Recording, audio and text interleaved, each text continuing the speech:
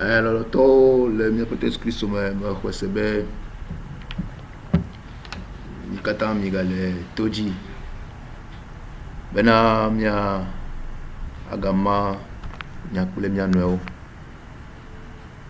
nya ayi nya poso suraji et me recebe mia ou et ya nous egbea. Je crois que nous allons terminer, achever ce partage sur l'ouverture des yeux ce soir.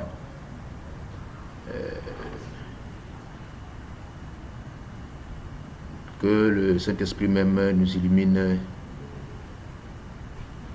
et nous éclaire. Donc sans plus tarder, nous allons entrer dans le vif du sujet pour rappeler que l'autre fois, le samedi, nous avons entamé l'objet d'ouverture des yeux du chrétien, ceux qui sont chrétiens, ceux qui sont nés de nouveau, ceux qui sont régénérés, sur quoi leurs yeux spirituels doivent être ouverts. Quand l'apôtre Paul prie pour que le Seigneur ouvre les yeux des cœurs des Éphésiens sur l'espérance liée à l'appel, sur la richesse glorieuse de son héritage et sur la puissance de sa force qu'il déploie en faveur de ceux qui croient en lui. L'apôtre Paul de Gwerabe mauna vunkuna fesoto na popo chifunku de yoyo ike wona ola mopopo ike kudenchi epe que sino nous ga ike pe dome nini odo anyina aji hoselao blenu saint gama sinchi do wo mo le to Christo ji na mo yo kata nyetowa. Nous avons vu cela et nous avons compris que tout ce dont nous avons besoin pour mener une vie chrétienne efficace, sûre et triomphante, Dieu même l'a déjà préparé pour nous.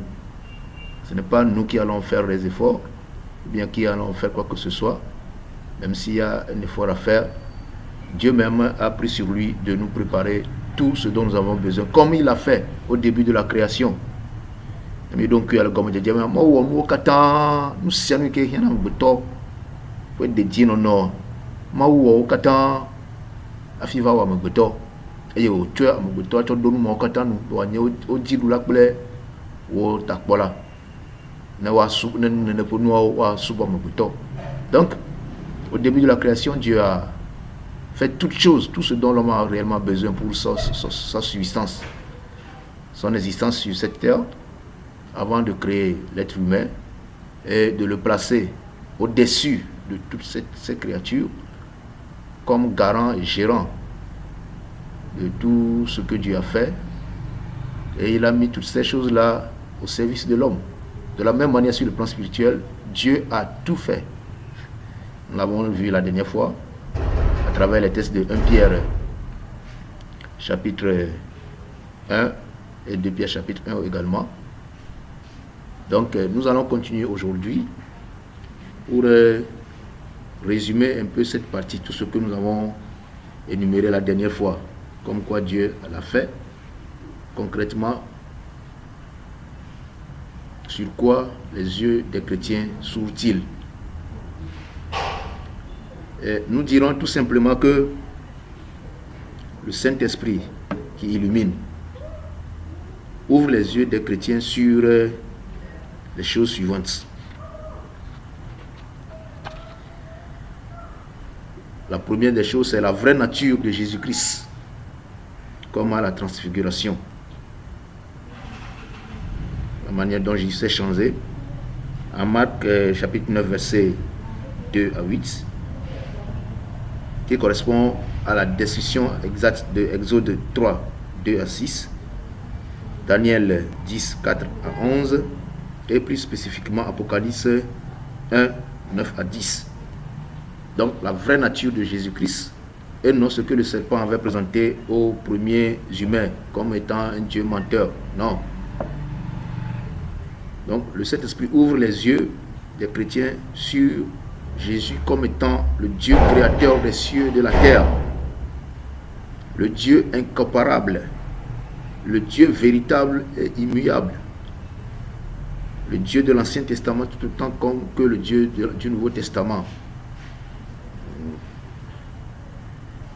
Ce Dieu qui est Jésus-Christ est un feu dévorant, un Djobinu, qui consume tout ce qui s'élève contre lui, mais qui protège son peuple et le purifie de toute souillure, afin que ce dernier soit pur comme lui. Deutéronome 4, versets 23 à 24, Hébreux 12, versets 28 à 29, Luc 24, verset 32, Jérémie 5, verset 14.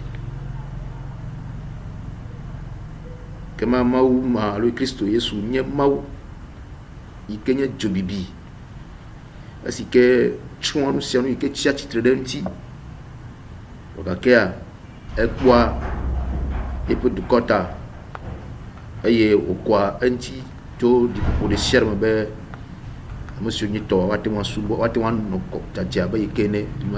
Rappelez-vous Isaïe, quand Dieu l'a appelé, il a purifié ses lèvres par le feu. Et Maunto Boulebe a Nieto, ah non, il peut du code demain, à ton pour rien. Et c'est ce que notre Seigneur Jésus-Christ est pour nous. Il existe en effet 72 passages bibliques qui révèlent cette douce nature du feu du Seigneur.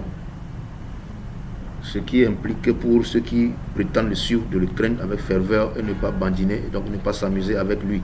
On ne s'amuse pas avec Dieu. Nous pouvons lire des textes qui le prouvent. Il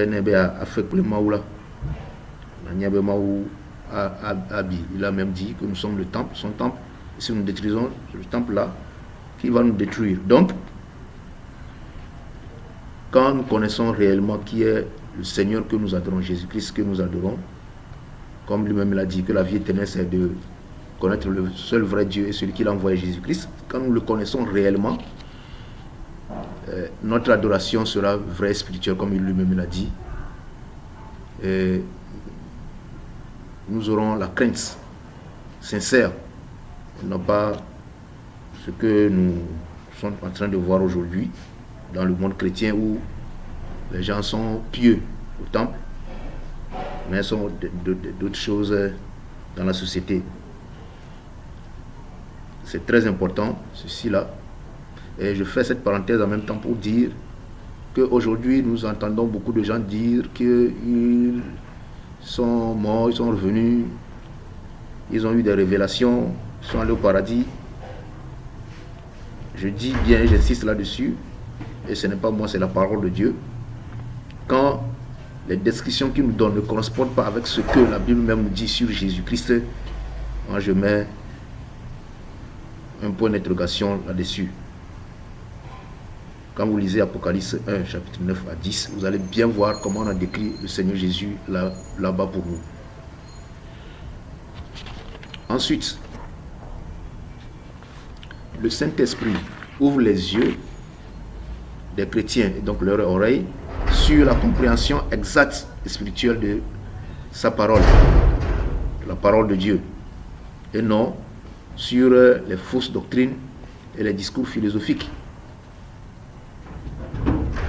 Luc 24, verset 45 nous l'a dit, que Jésus a ouvert l'intelligence de ses disciples pour qu'ils comprennent les Écritures.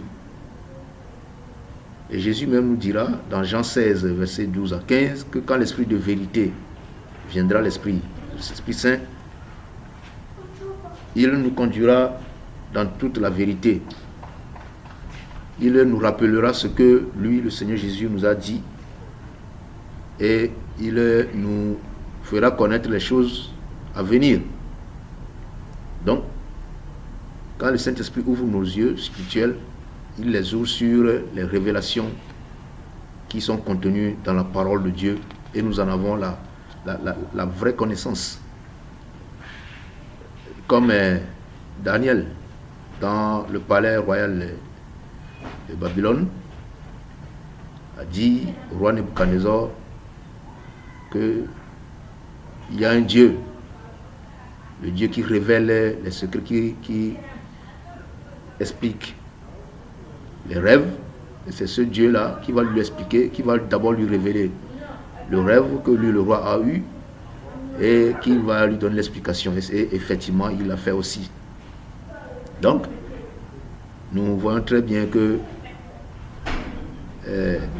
quand les gens prennent la parole de Dieu pour en faire des interprétations quelconques dans le but de satisfaire leur propre intérêt, celui dont les yeux spirituels sont ouverts, lui, il découvre plutôt la vérité. Et quand les gens disent le mensonge, quand ils mentent en prêchant ou en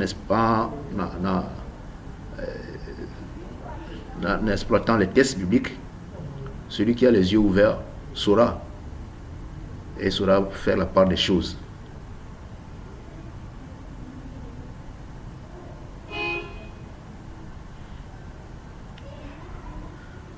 Ensuite, le Saint-Esprit ouvre les yeux du chrétien sur les choses célestes qui ne se voient pas par les yeux humains, mais plutôt par les yeux de la foi.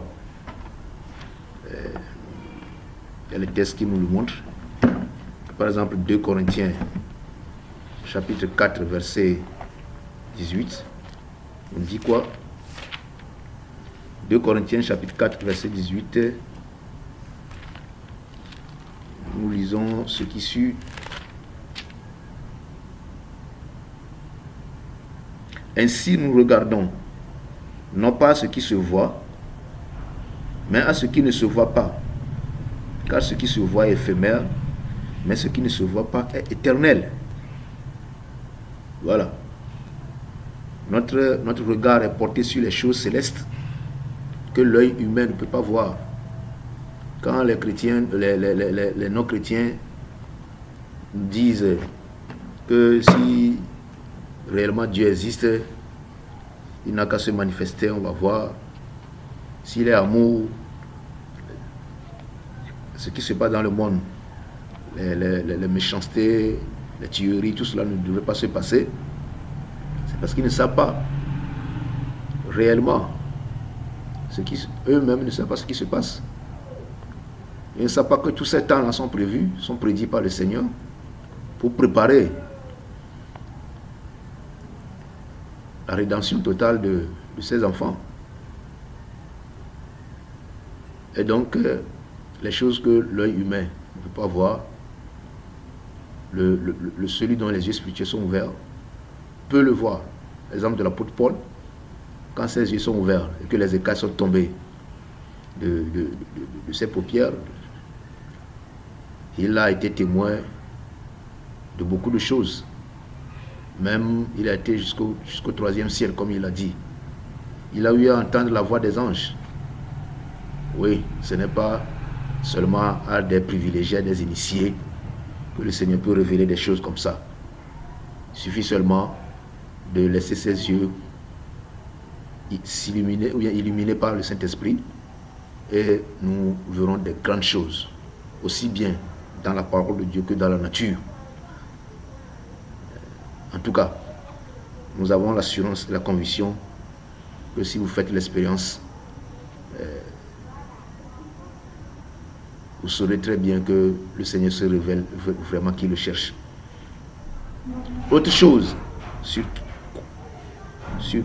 quoi le Saint-Esprit ouvre les yeux du chrétien, c'est sur la misère de ce monde assujetti et séduit par Satan et qui tend vers la perdition éternelle. Romains chapitre 8, versets 20 et 22. Nous allons lire ça aussi. Romains chapitre 8, verset 20.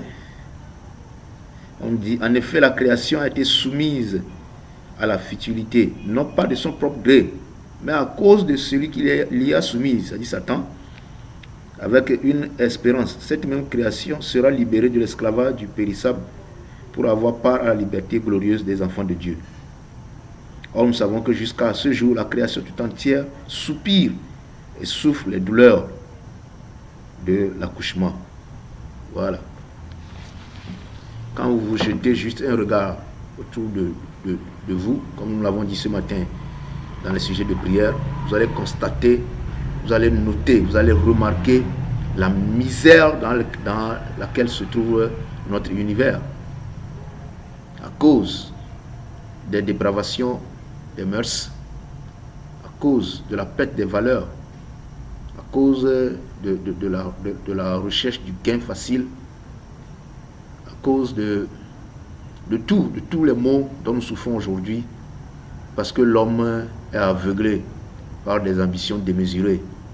Et le résultat, c'est que lui-même et son environnement se trouvent dans une désolation totale. Non, non, mais que katan legbea, nye nublanui, nye fpekpe, maniagblo, non, et tout le monde gémit dans son coin. Même si des voix se lèvent pour dire ils sont la voix des sans-voix. L'injustice dans le monde a fait de telle manière que les larmes coulent pas sur les yeux, mais à l'intérieur même des gens. Parce que on ne sait plus à quel saint se vouer. Mais la Bible nous dit que le monde entier attend la manifestation et la révélation des enfants de Dieu.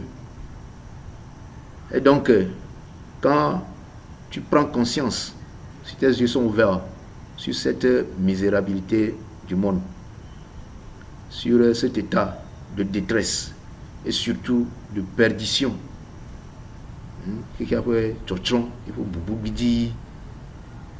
à laquelle nous tendons, mais que malheureusement, comme au temps de Noé, beaucoup de gens sont dedans. Même nous qui sommes chrétiens, nous sommes dedans. Nous faisons la vie. Nous sommes préoccupés juste aujourd'hui par les choses comme cela s'était passé au temps de Noé. On ne se soucie même pas de ce qui se passe autour de nous. Alors que, quand vous lisez Ézéchiel 9, par exemple, il est bien dit là que quand Dieu a décidé de détruire Jérusalem et sa population, il a d'abord pris sur lui de faire marquer ceux qui s'indignaient, ceux qui étaient touchés par les abominations et les crimes qui se commettaient dans la ville, et gémissaient, pleuraient, priaient sérieusement Dieu de venir en aide, d'avoir pitié. Oui, est-ce que nous, aujourd'hui, nous réalisons, en tant que chrétiens, nous réalisons effectivement cela pour passer du temps devant Dieu, pour gémir devant Dieu à cause des abominations qui se passent dans nos églises et autour de nous. Surtout, je dis bien dans nos églises. Malheureusement, beaucoup d'entre nous n'ont pas leurs yeux ouverts sur cela.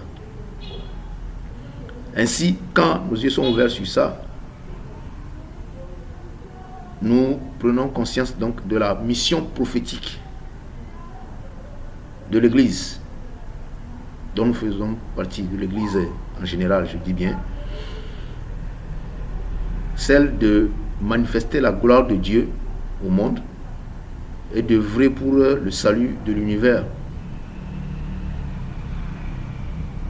C'est ce que Romains 8, verset 19 et 21 nous disent, et Matthieu 18 et 28, verset 19 nous dit. Donc c'est ça la mission de l'Église d'ailleurs.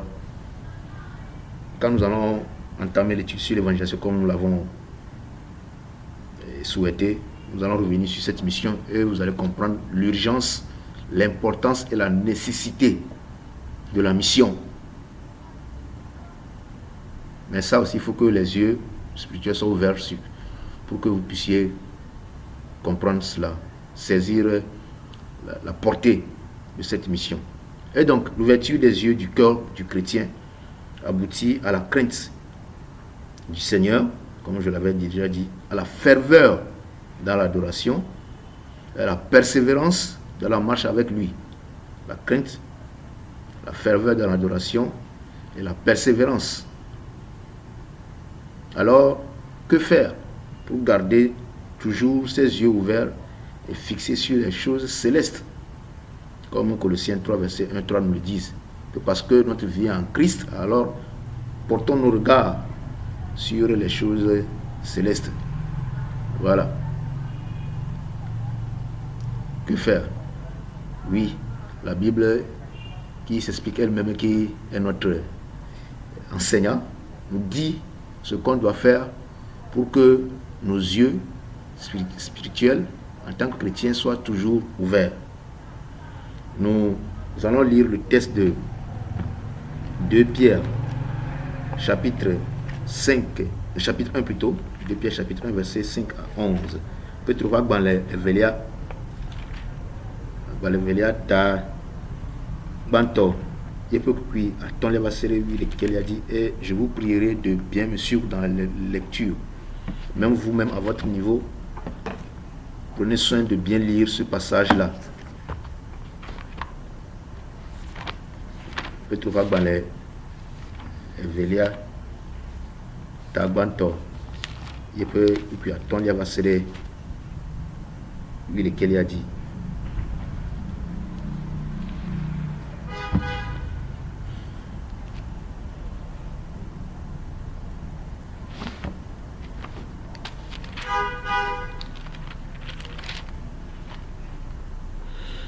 Nous lisons, pour cette raison même, c'est-à-dire que Dieu nous a fait participer à sa nature divine, pour cette raison, faites tous vos efforts pour joindre à votre foi la force morale, ou bien la vertu, à la vertu, la connaissance, à la connaissance, la maîtrise de soi, à la maîtrise de soi, la persévérance, à la persévérance, la piété, à la piété, l'affection fraternelle, ou bien l'amitié fraternelle, à l'affection fraternelle, l'amour. En effet, si ces qualités sont en vous et y abondent, elles ne vous laissent pas sans activité, ni sans fruit pour la connaissance de notre Seigneur Jésus-Christ. Mais, verset 9, celui chez qui elles ne sont pas présentes est un aveugle. Il a les yeux fermés, il oublie la purification de ses péchés d'autrefois. Alors mes frères et sœurs, efforcez-vous d'autant plus de confirmer l'appel qui vous a été adressé et le choix dont vous avez été l'objet. Si vous faites cela, vous ne trébucherez jamais. C'est ainsi que vous sera largement accordé l'entrée dans le royaume éternel de Jésus-Christ, notre Seigneur et Sauveur. Le eye siamti la sike mawu yomirena gomoko le pe mawu nyenyemea siamti ke mi tsɔ vevie dodo kata bedemti eye mi de amewo fia le miaƒe xɔseme eye le amewo me la sidzedze eye le sidzedze me la ɖokui dziɖuɖu eye le ɖokui dziɖuɖu me la dzidodo eye le dzidodo me la mɔsosroɖa eye le mɔsosroɖa me la nɔvi lɔlɔ eye le nɔvi lɔlɔ me la lɔlɔ na amewo katã. Elabena ne nu siawo le miame kpekpenyilia eye wole agbɔsɔm ɖe dzi la mana mianye kuviatɔwo kple amematekuwo le sidzedze miaƒe tɔ Yesu Kristo la me o. Donc be agbemevɔa nye be woadze si Kristoa. Kpekpe asiekelia elabena ame si nu siawo mele o la enye ŋkuagbatɔ eye mekpɔa dzidzi ƒe nu o eye wòŋlɔ eƒe tsã nu vɔ̃wo kɔklɔ ɖa be eya ta nɔviwo mido vevie wu tsãtɔ bena miali ke miayoyɔ kple tiatia la sesĩe elabena ne miewɔ nu siawo la miada vo akpɔ o elabena le ale mɔ sia dzi woana gege ɖe miaƒe tɔ kple xɔla Yesu Kristo ƒe fiaɖuƒe mavɔ la me mi woasɔ gbɔ fũu. Amen, amen. Donc ce texte que nous venons de lire, texte à méditer sérieusement, est très explicite sur ce que nous devons faire en tant que chrétiens pour garder toujours les yeux et les oreilles de notre cœur ouverts sur Christ. Et le texte nous apprend qu'il y a des qualités ou des attitudes à adopter et à cultiver pour lesquelles le chrétien est appelé à faire des efforts pour les acquérir. de la to vevie be agbenono ya no me nyuto ya wa na no ici na su ici la bosse sommet. Faute de quoi, si il ne les acquiert pas et ne les cultive pas, on dit que il redevient aveugle et demeure dans cet aveuglement. Le verset 9 nous dit, mais celui chez qui c'est-à-dire ces qualités ne sont pas présentes, est aveuglé. Il a les yeux fermés. Il a oublié la purification de ses péchés. Quelles sont ces qualités-là? Ces qualités sont donc la foi, la vertu, la connaissance, la maîtrise de soi, la persévérance, la piété, l'amitié fraternelle, et l'amour. Et la 9e qualité, c'est l'effort qu'on doit fournir pour acquérir ces 8 premières qualités, de la foi jusqu'à l'amour, et les cultiver pour qu'ils abondent en nous.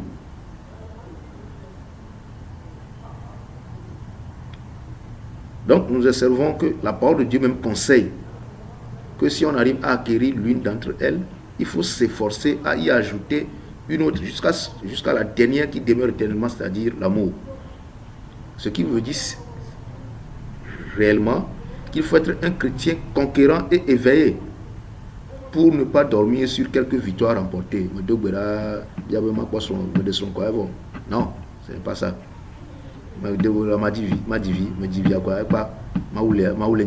Non. Bien au contraire.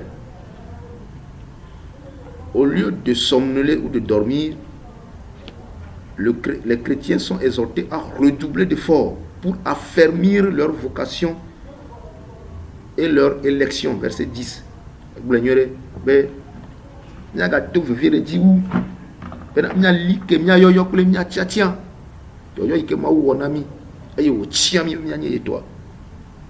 faut redoubler d'efforts pour l'affermir, pour consolider cette élection-là à travers les qualités-là que nous venons de citer. 1 Pierre 1, verset 13, nous demande de mettre en œuvre toutes nos facultés mentales et toute l'espérance qui doit être mise sur la grâce divine pour garder grandement éveillés nos yeux spirituels. Il s'agit donc de renouveler les mentalités et l'intelligence, c'est-à-dire la manière de voir ou de concevoir les choses, comme nous le dit Romains 12, verset 2, que votre attitude ne ressemble pas à celle de ce siècle présent, mais faites quoi? Laissez-vous changer de mentalité, transformer votre intelligence, afin que vous connaissiez ce qui est agréable à Dieu. Donc, nous sommes appelés à ce changement, à ce renouvellement de mentalité, pour voir non plus comme le moi, ou bien la chair, ou bien le monde et Satan nous oblige à voir, mais comme Dieu voit. Ce que Dieu considère comme bon ou bien doit l'être pour le chrétien. Ce qu'il juge mauvais ou abominable doit l'être également pour celui qui est son disciple. Ce n'est pas comme cela s'est passé dans le jardin d'Éden où Dieu qui a créé l'homme nu et l'a jugé très bon, a vu que c'est bon. L'homme, lui, a considéré cette nudité-là comme mauvaise et a cherché à le corriger. Autrement dit, à dire à Dieu que c'est lui qui n'a pas bien fait. Et c'est ça qui s'est passé, effectivement, au moment où Dieu est venu faire le constat qu'ils se sont cachés. Quand il a demandé à Adam, où es-tu? Je me suis caché. Est-ce que tu as mangé le fruit de l'arbre dont je t'ai interdit? Ah, c'est la femme que tu m'as donnée qui m'a obligé à manger. Voilà, c'est Dieu qui a mal fait de donner la femme à l'homme. À la femme aussi de dire, c'est le serpent qui m'a trompé, donc c'est Dieu qui a créé le serpent. Ça Donc c'est Dieu qui a mal fait. Donc, si nos yeux sont ouverts, nos sens ne seront plus à la disposition de la chair, du monde, mais seront plutôt à la disposition de Dieu pour voir, pour entendre, pour écouter, pour goûter, pour même, comment le dire, humer comme Dieu lui-même. Donc, autrement dit, quand nos yeux sont ouverts, nous pouvons dire comme l'apôtre Paul, que même si je vis dans la chair, ce n'est plus moi qui vis, mais c'est Christ qui vit en moi. Et comme Jésus même qui l'a dit, que les œuvres que je fais, ce n'est pas moi qui le fais, mais c'est le Père qui est en moi, qui fait lui-même ses œuvres. On laisse Dieu même agir à travers nous. Voilà ce qu'il faut faire pour avoir les yeux toujours ouverts. Il faut faire des efforts, il faut être combatif, combattant. D'ailleurs, Jésus même l'a dit que le royaume des cieux appartient aux violents, pas ceux qui sont des méchants, mais ceux qui combattent le bon combat, ceux qui font des efforts pour avoir ces qualités-là, la foi, la vertu, la connaissance, la maîtrise de soi, la persévérance, la piété, l'amitié fraternelle, l'amour. Autrement dit, ceux qui produisent les fruits de l'esprit. Et on nous dit que si nous les produisons en abondance, nous ne serons pas inactifs, nous ne serons pas sans fruits. Et le royaume des cieux nous sera largement ouvert. Qu'attends-tu, mon frère et ma soeur, pour laisser le Seigneur t'ouvrir les yeux? Comme conclusion, nous allons juste dire ceci, que le Seigneur Jésus-Christ avait dit à ses disciples de veiller, car il ne sait pas quel jour le Fils de l'homme va revenir. Pour cette raison, il faudrait que les yeux de ses disciples soient ouverts sur la réalité de Dieu, ce qu'il est réellement, et ce qu'il attend vraiment de ceux qui l'adorent. Car il a posé un fondement solide sur lequel doit bâtir sa vie toute personne qui croit en lui. Ça, c'est important. Cependant, les humains ne peuvent pas s'ouvrir eux-mêmes les yeux ou ouvrir leur prochain les leurs, tant ils sont tous des aveugles. Matthieu 14, 15, Luc 6, 39, 40 disait, exprimait cela effectivement à l'endroit des pharisiens qui sont des aveugles qui veulent conduire les gens. Eux-mêmes n'entrent pas dans le royaume, mais empêchent aussi les gens d'entrer. Seule la parole de Dieu, nous insistons là-dessus, seule la parole de Dieu ouvre les yeux par l'illumination du Saint-Esprit. C'est pour cette raison fondamentale que celui qui dort est interpellé dans Ephésiens 5, verset 14 et Romains 13, verset 11 à 14, à se réveiller afin d'être illuminé par le Christ. Oui, permettons au Saint-Esprit de nous illuminer et que lui-même nous aide à avoir nos yeux ouverts afin de discerner la volonté de Dieu et savoir guider les autres sur le bon chemin. Soyez bénis. Amen. Amen.